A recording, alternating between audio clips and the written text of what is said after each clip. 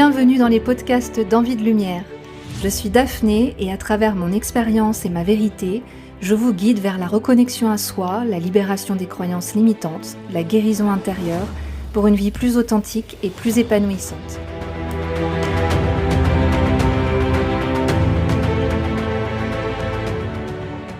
Bonjour à tous, bienvenue dans le deuxième épisode de cette série de podcasts sur se reconnecter à son âme.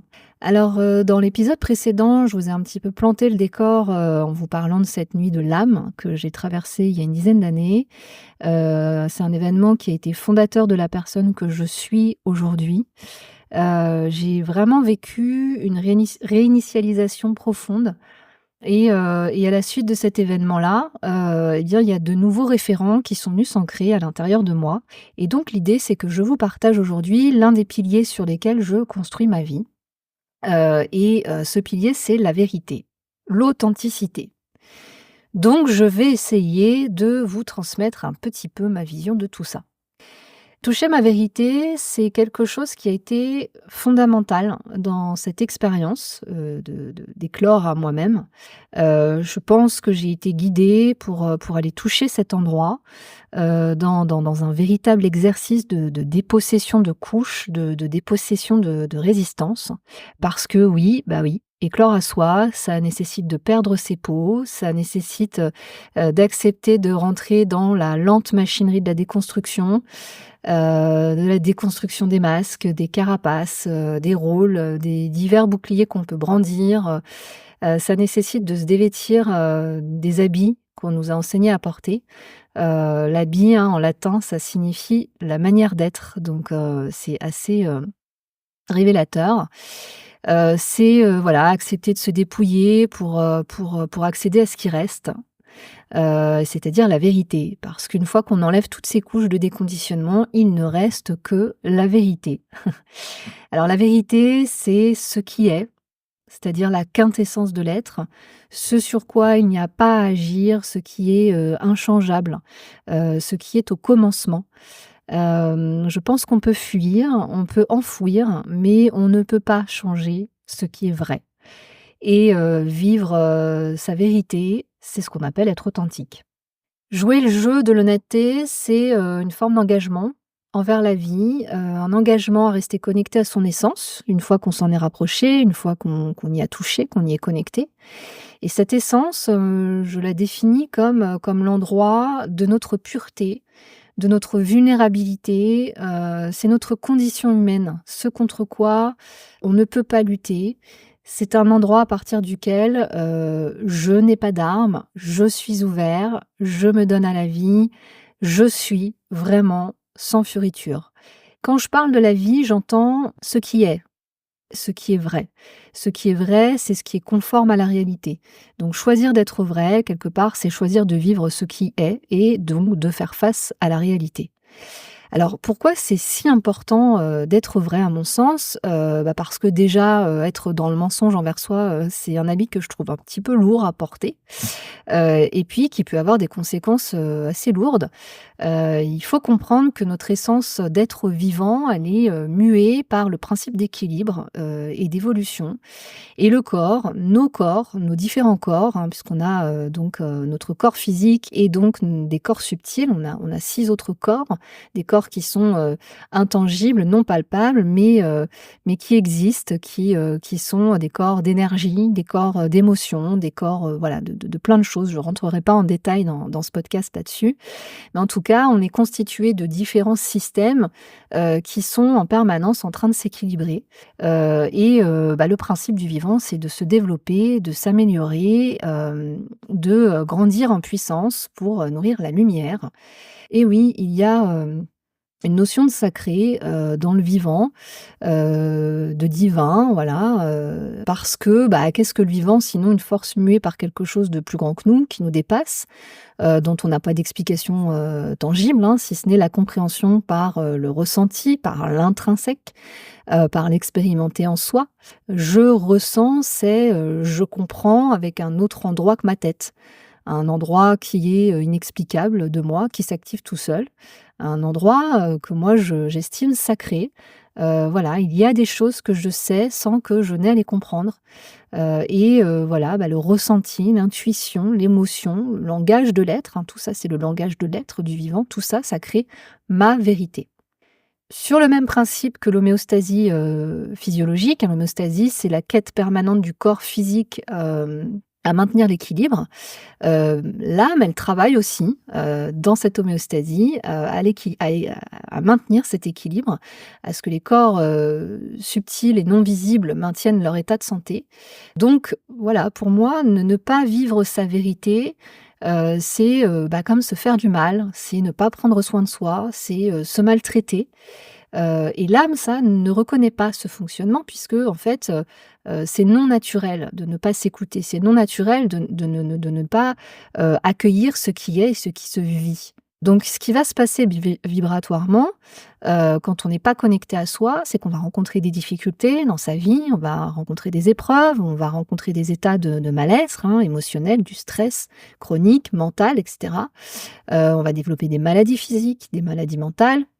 Tout ça, c'est des signaux pour qu'on, se remette en question, pour qu'on puisse se remettre en question. C'est pas une punition. La vie ne fonctionne pas par punition, elle fonctionne par signaux, par warning, pour qu'on puisse à chaque moment, on a toujours l'opportunité, la possibilité de se remettre en question et de pouvoir changer son équilibre intérieur en se reconnectant à soi, à son vrai, à son vivant et évoluer à partir de ça. Pourquoi c'est important également, si on souhaite, réellement vivre une vie épanouissante, saine, vibrante, complète, rayonnante, heureuse, parce qu'en fait, il n'y a qu'en étant connecté à sa vérité et en lui donnant ce qu'elle appelle, que la vie peut amener toutes les opportunités les plus hautes. C'est pas en fait quand on est déconnecté de soi, quand on est déconnecté de soi, on va faire appel en fait à des situations qui vont nous faire ouvrir les yeux sur le fait qu'on n'est pas connecté à soi. Et donc en fait, quand on est connecté à soi, là, la vie peut nous amener des opportunités, voilà, beaucoup plus, harmonieuses parce qu'elle n'a plus besoin, déjà de nous demander de nous mettre dans un état d'équilibre. Donc après, je parle pas forcément d'une vie de gloire, richesse, beauté, alors ça peut en faire partie, bien sûr, ça peut faire partie du chemin. Mais moi, là, je suis en train de vous parler d'une vie profonde, d'une vie complète, d'une vie, pleine et totale, d'une vie qui va être aussi riche à l'intérieur qu'à l'extérieur, d'une vie qui va être, à l'extérieur, le reflet, d'une richesse et d'un bien-être intérieur. Voilà, c'est ça la magie de la vie, en fait, hein, c'est vraiment de toucher à cette abondance-là. Voilà, la vie, elle est incroyable.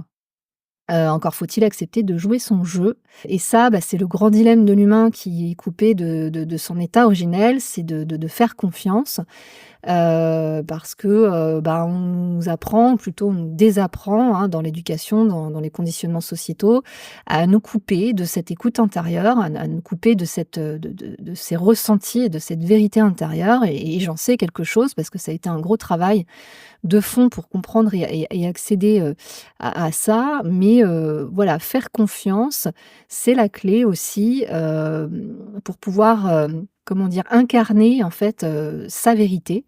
Et ça, c'est pas toujours simple dans le monde dans lequel on vit. Mais, voilà, être vrai, c'est, accepter aussi de traverser ce qui doit vraiment être rencontré, et pas forcément ce qu'on veut toujours, pour pouvoir s'élever, pour pouvoir, honorer la nature de vivant, du vivant, pardon. Et ça, oui, ça demande aussi de pouvoir lâcher prise en faisant confiance à ce qui est, à ce qui s'exprime à l'intérieur de nous. Et c'est un travail de restauration. Donc voilà, accepter de fonctionner à partir de cet endroit, accepter de sortir des codes, de ce qu'on connaît par, l'expérience extérieure, parce qu'on nous a, inculqué, qui est donc basé sur quelque chose qui n'est pas nous. Et c'est aussi accepter d'être déconcerté, d'être perdu, d'être déstabilisé, voilà, de passer par, tous ces mouvements de remous et de transformation pour accéder à autre chose, quelque chose de plus stable, de plus serein, de plus paisible. En général d'ailleurs quand ça s'ouvre, en nous, on sent qu'on peut plus faire demi-tour, qu'on peut plus faire marche arrière, qu'on peut plus tricher, ça devient, voilà, une évidence qui peut aussi, influer, beaucoup, notre relation aux autres, notre relation au monde extérieur, hein. Puisqu'il peut y avoir beaucoup à déconstruire, oui, c'est pas piqué des hannetons effectivement, ça peut être une période de rupture, une période de changement de vie, ça décoiffe pas mal en fonction du degré de «triche» entre guillemets, hein, dans lequel on a été jusqu'alors et c'est pour ça, hein, je pense qu'il y a peu de gens qui décident réellement de jouer le jeu de la vie parce que ça demande du courage, ça demande du détachement et puis souvent, voilà, tant qu'il y a pas d'épreuve qui impose une vraie remise en question, on reste dans, ce confort inconfortable parce que c'est dur, c'est vrai, de bouger ses repères, de bouger son confort, que ça peut être, très challengeant mentalement parce que ça crée beaucoup de mouvements et que le mental, il aime pas trop quand ça bouge. Voilà, il préfère sa bonne vieille sécurité de faire, comme il faut faire, comme ça apparaît sécurisant de faire et non pas de, voilà, faire parce qu'on a envie de suivre, ce qu'on a envie d'être, ce qui nous aspire à l'intérieur de nous. Pourtant, ça mène, quand même à une vie qui est tellement, plus harmonieuse que je trouve que, ça en vaut quand même, vraiment le coup.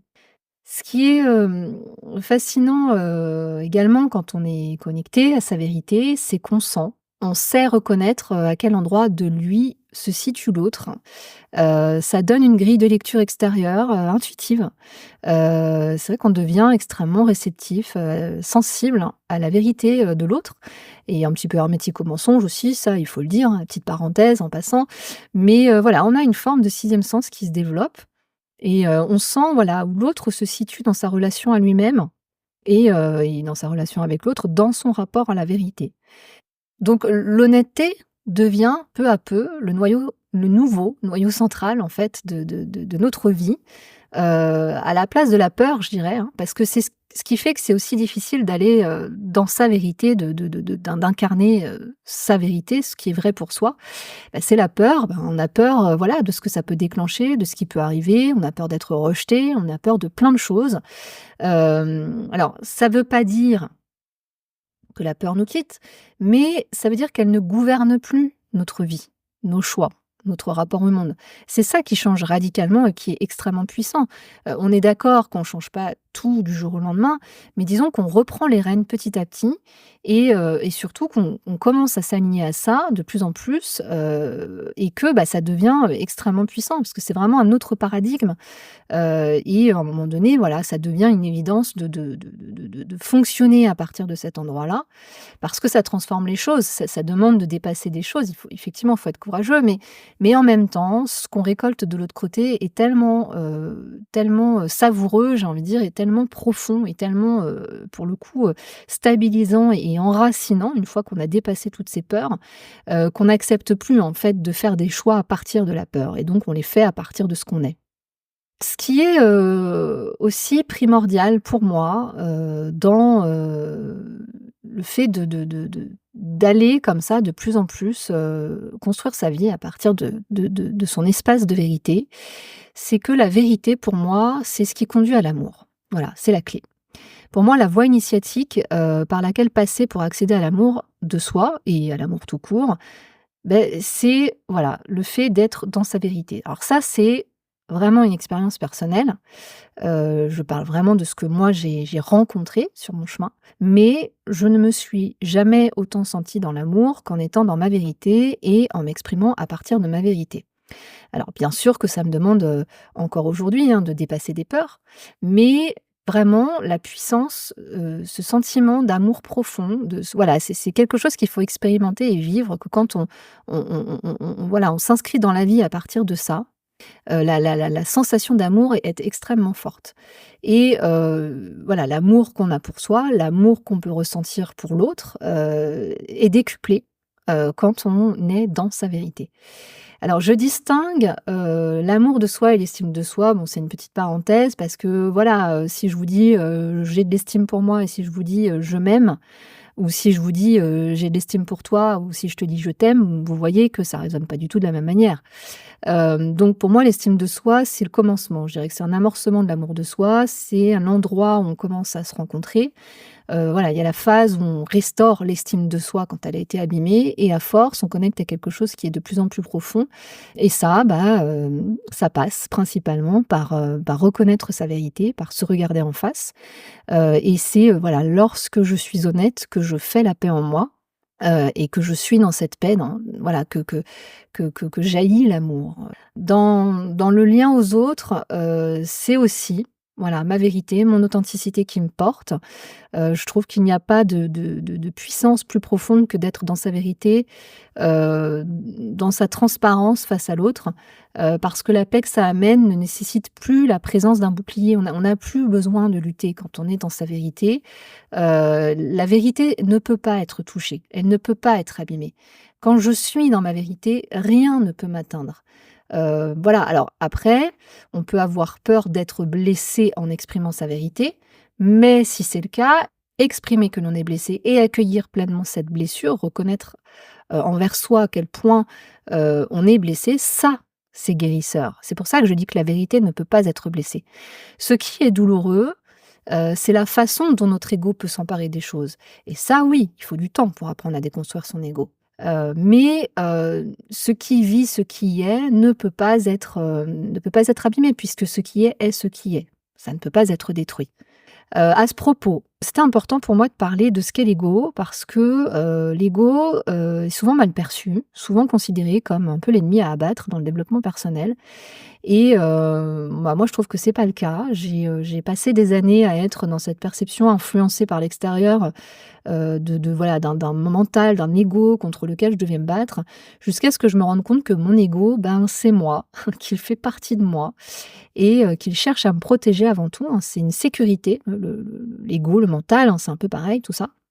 Parfois, il est maladroit, il est souvent très limité, je vous l'accorde, mais quel soulagement quand, j'ai, arrêté de rejeter mon ego, j'ai arrêté de me battre contre lui, que j'ai commencé à le comprendre, à l'écouter, à comprendre comment il fonctionnait et je pense que c'est important de savoir qu'en fait, on est doté du pouvoir de déconstruire des parts d'ego qui nous limitent et qui nous bloquent trop dans ce qu'on aspire à vivre. Mais il y a aussi des endroits de l'ego qui ne posent pas de problème et voilà, c'est une matière qu'on peut travailler. Oui, c'est dur de déconstruire, il peut y avoir beaucoup de peur, beaucoup d'émotions, beaucoup de résistance, mais ça n'est pas pour ça que, notre ego est notre ennemi. En tout cas, moi, je ne suis plus du tout d'accord avec cette idée. Le principe de vérité, il est aussi, énormément en lien avec l'instant présent. C'est, quelque chose qui est en mouvement. Donc parfois, il est possible que l'ego fasse partie de l'instant présent et souvent d'ailleurs et donc de notre vérité de l'instant présent et ça aussi c'est OK. C'est OK, voilà, de parfois avoir besoin d'exprimer quelque chose à partir d'une blessure. C'est OK des fois de ne pas pouvoir, dans l'instant présent, être autre chose que d'être dans une réaction forte, peut-être plus forte que ce qui, a l'air d'être en extérieur comme ça. C'est la vérité de l'instant et c'est aussi des choses, qui ont besoin d'être accueillies parce que tout est en mouvement et qu'on a, parfois certaines parts de nous qui ont besoin de se vivre, qui ont besoin de s'exprimer.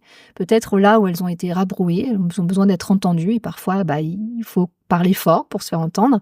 C'est une façon de parler, mais voilà, en tout cas, ça le ressenti émotionnel peut être extrêmement fort, et ça a besoin d'être exprimé, ça a besoin d'être vécu pour pouvoir passer à autre chose, et pour pouvoir, se transformer. C'est très important. Je voulais aussi parler, alors, de cette histoire de non-dualité, dans lequel j'ai aussi envie de mettre un bémol. Alors, c'est ce dont je parle pour les personnes qui sont un peu branchées spiritualité et cetera.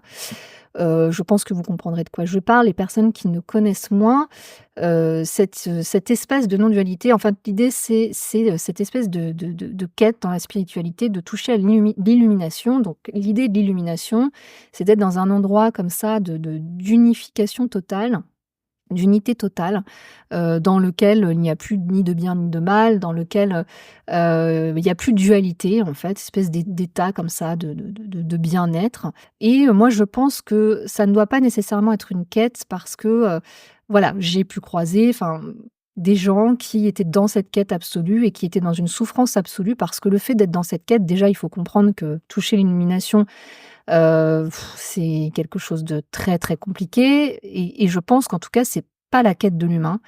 Je pense que c'est un processus qui est très éthéré, et je pense, que nous, en tant qu'humains, nous sommes des êtres de dualité. Donc encore une fois, aller lutter contre notre dualité, je pense que c'est pas forcément le bon chemin pour le lâcher prise et pour le bien-être.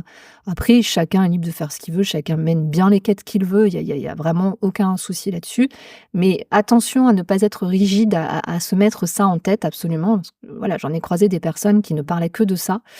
Il y a aussi beaucoup de beau dans la dualité. On est, sur terre, qui est un espace de dualité, on est des êtres duels. C'est aussi en acceptant tout ça qu'on touche la paix. On a des zones d'ombre, on a des zones de lumière, on a du beau et du laid à l'intérieur de nous, on a du fort et du fragile et tout ça, ça fait qu'on est singulier et qu'on est beau et qu'on est unique et qu'on est, voilà un morceau du puzzle, unique, que constitue en fait, l'humanité.